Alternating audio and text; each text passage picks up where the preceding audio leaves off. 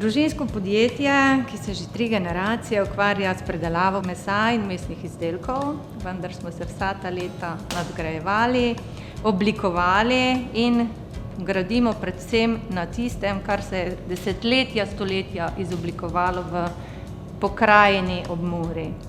Najbolj prepoznavni izdelek naše hiše pa naše regije je seveda prekmurska šunka.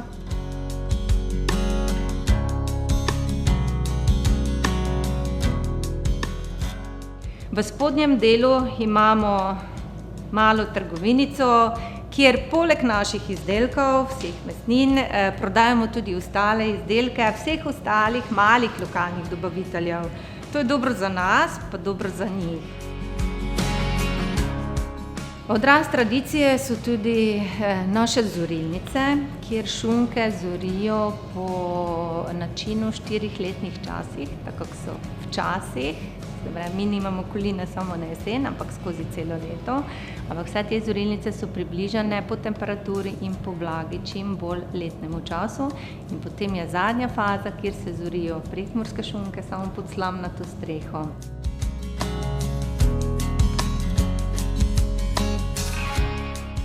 V prvem nadstropju se nahaja naša restavracija in seveda zorilnice. Naši gostje se v naši restavraciji lahko razvajajo poleg vseh teh tradicionalnih mesnih izdelkov tudi ob toplem krožniku, kjer naši kuharji zadostijo vsem brbončicam in okusom.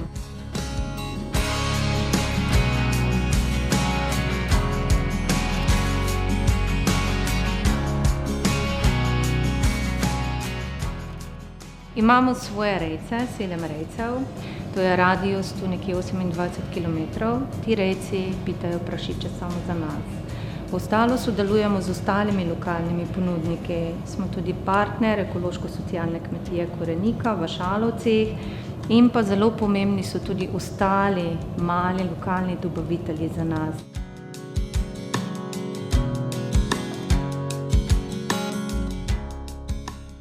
Svojo kuhinjo oskrbujemo tudi z ekološko zelenjavo iz naše njive in našega zeliščnega vrta.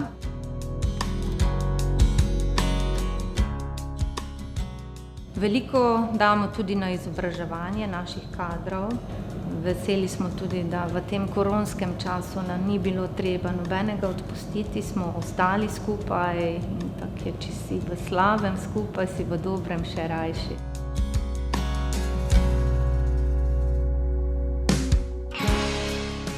Naš navdih in naša vizija za naprej ostati butični.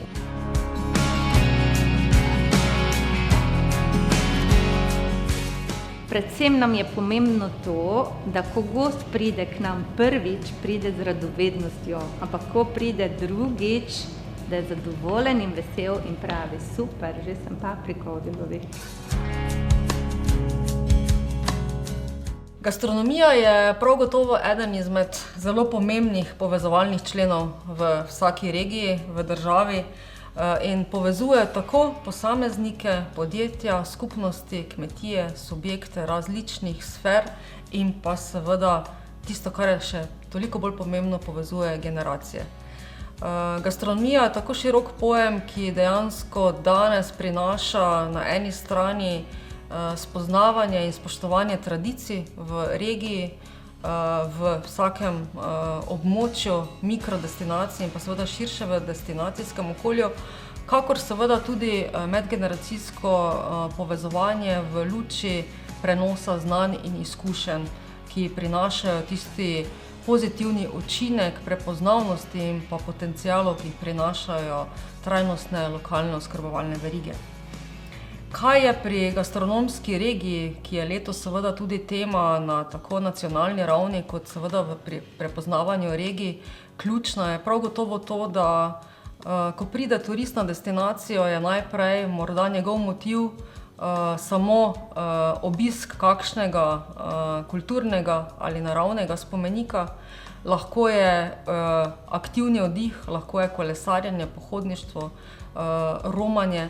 Lahko je seveda tudi kakšna prireditev, tako tradicionalna, športna in pa seveda tudi drugih sfer. In prav gotovo pri vsakem izmed teh izbranih produktov je tisto, kar je najpomembnejše, je razvajanje brbončic in prav gotovo pri tem moramo upoštevati tiste naše prednosti destinacije, v kateri smo tudi danes, da imamo na krožniku nekaj, kar seveda predstavlja nabavo od njive do krožnika, da pri tem naši ponudniki v regiji prav gotovo sledijo trendom sodobne kulinarike in pravočasno zagotavljajo vhodne surovine, da imamo znano poreklo in pa kakovost sestavin, da je ključnega pomena prav gotovo vedno najbolj prepoznano, to prav gotovo tudi naši današnji gostitelji dobro vedo, da edino z sodelovanjem lahko krepimo tudi lastne kompetence in smo uspešnejši, konkurenčnejši in seveda zanesljiv partner ne samo na domačem, ampak tudi na tujih trgih. In pa da s tem seveda širimo prepoznavnost destinacije kot destinacije odličnih surovin, izdelkov in pa prav gotovo izvrstnih storitev. Kaj so naši izzivi v prihodnosti? Prav gotovo organiziranost trajnostnih lokalno oskrbovalnih verig.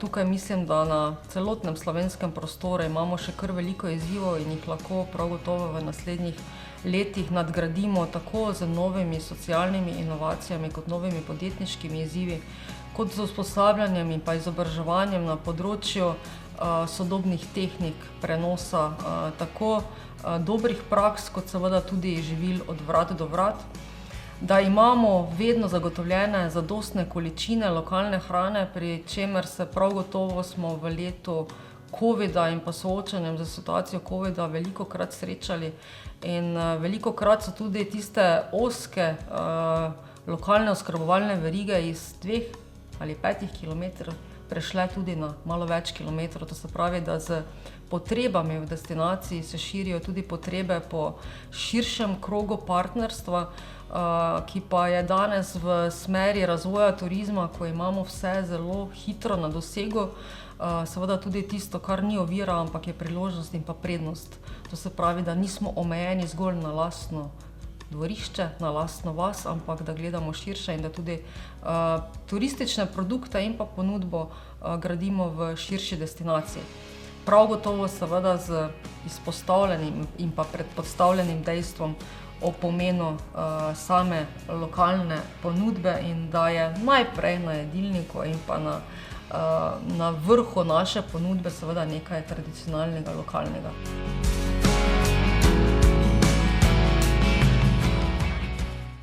Velikokrat se srečujemo še vedno v naših mikrodestinacijah, ki težijo k odličnosti, da je najprej na jedilniku kakšna mediteranska jed ali kakšna splošna jed, ki pač je za splošno javnost, kar je velika napaka. Tudi pri spremljavi kulinaričnih posebnostih z vini, ki so iz katerega drugega okolja, ravno ni tista butičnost, ki jo želimo nekako prenesti. In vse to nekako prenaša v prihodnje tisto zavedanje, da se moramo učiti na eni strani ponudniki, na drugi strani pa seveda moramo izobraževati in osveščati našega uporabnika, to se pravi našega gosta, ki pride v naš lokal, v našo destinacijo, na našo kmetijo, na naše dvorišče ali samo v trgovino, da ve, kaj lahko v trgovini ali v gostinskem obratu ali na kmetiji pričakuje, kaj pri nas ne mora dobiti in da seveda je tudi na trgu ponudba, ki pa bo zadostila tudi njegove potrebe.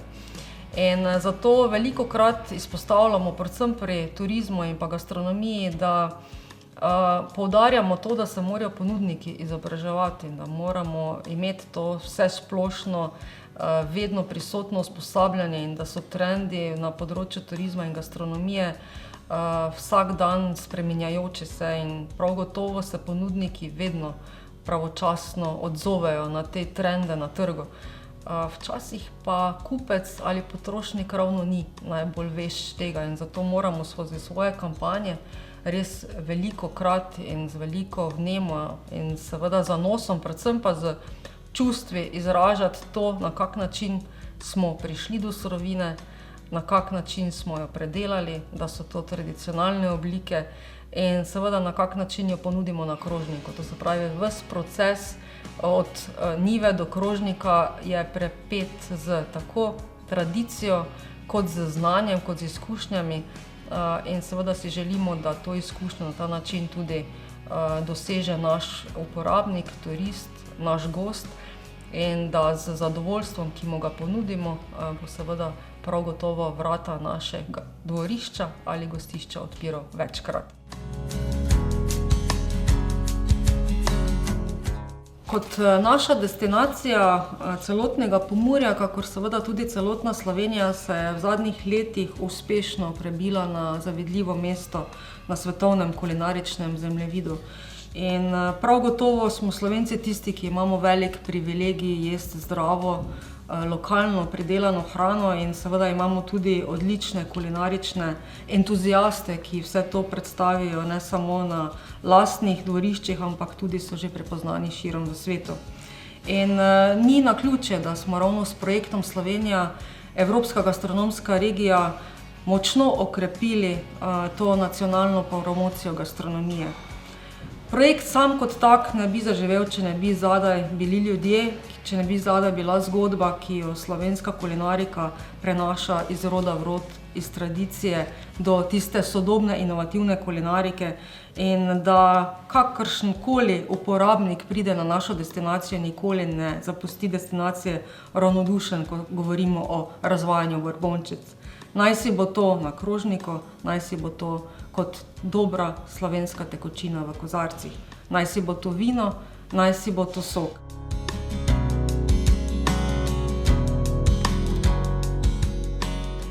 Vse to, kar imamo v tem termalnem delu, pa so seveda tudi odlični mineralni vrelci vod, ki jih velikokrat izpustimo pri promociji gastronomske regije. In mislim, da je tudi voda eden izmed ključnih trendov promocije Slovenije tudi letos na svetovni razstavi Expo, kjer želimo še večji poudarek dajati ravno vodnim virom. In tukaj se začne tisto, kar morda želimo graditi tudi v prihodnje, da iz tradicije in spoštovanja in pa seveda inovativnosti gradimo na zeleni shemi slovenskega turizma in da se zavedamo, da so priložnosti, da povzdignemo gastronomijo z vinskimi in kulinaričnimi dogodki, seveda z vsemi ostalimi promocijskimi aktivnostmi še na višjo raven. In v situaciji, ki jo je prinesla prav gotovo korona kriza, je še posebej gostinski sektor tisti, ki je dokazal, da se resnično zna prilagoditi tem nenadnim, močnim upadom svoje dejavnosti in veliko naših ponudnikov je ravno v tem času začelo graditi na novih inovativnih produktih, tako na novih sodelovanjih in pa uspešnih zgodbah. Naj si bo to na kulinaričnem področju, naj si bo to na prireditvah ali pa na promociji destinacije preko Zoom omrežij, kjer se borbončice še veliko bolj poigrajo z domišljijo in prav gotovo je potem tudi tista zgodba o košaricah, ki ti jih pripeljejo na dom, tista, ki ti prinaša še dodatne nove vzpodbude.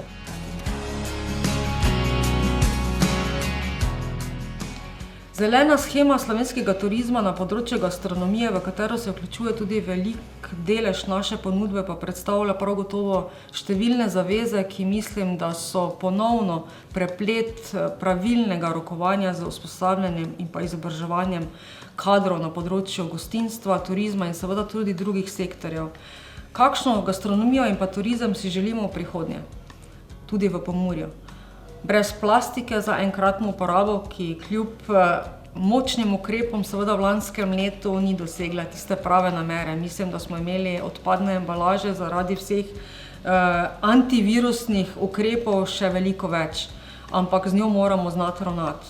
Da seveda destinacija ponuja svežo pitno vodo iz pipe, da izkoriščamo res vse kratke dobavne verige visokokakovostnih lokalnih ponudnikov živil, polproduktov in pa seveda končnih produktov, da se bi res postopno zmanjševala ta uporaba odpadkov in pa seveda, da bi ostali na recikliranju v največji možni meri.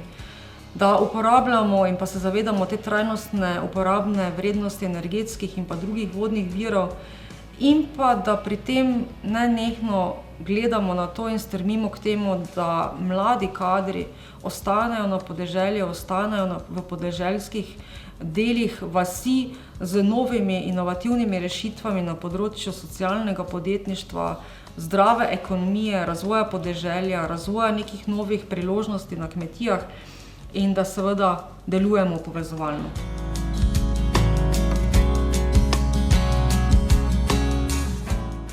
Na poti razvoja trajnostnega turizma in gastronomije je prav gotovo potrebno zavedanje, da je sodelovanje lahko uspešno in je trajnostno naravnano zgolj na podlagi odličnega sodelovanja med partnerji, spoštovanja in pa zaveze, da vsak oddela svoj del v tem, za kar je poklican.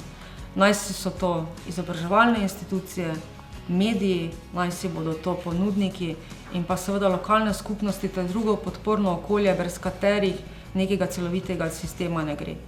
Noben vlak brez vagonov, ki niso močno in krepko pripeti, ne more prispeti do cilja in tako je tudi gastronomija, tako je tudi usposabljanje, izobraževanje in tako je tudi spoštovanje.